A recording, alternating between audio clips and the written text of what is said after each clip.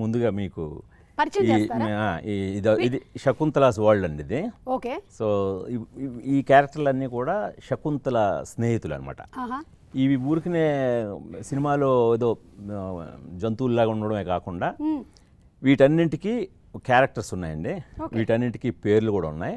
So శకుంతలతో పాటు ఇవి కూడా చాలా చక్కగా మసులుతూ ఉంటాయి అన్నమాట. సో ఇందులో తన పేరు శ్రీదత్త అండి. టైగర్ శ్రీదత్త. శ్రీదత్త గారు నమస్కారం అండి. ఈ దేవదత్త అండి. దేవదత్త గారు నమస్కారం అండి. మాకు ఇప్పటి వరకు శివదత్త గారు మాత్రమే తెలుసు. ఈ రోజు మీరిద్దరూ తెలుసు. తిను నేత్రిక. నేత్రిక.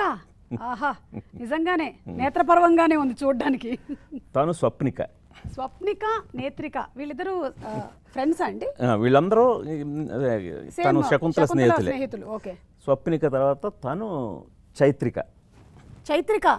ఏం చైత్రిక, కొండెక్కి కూర్చున్నావు, అలిగావా?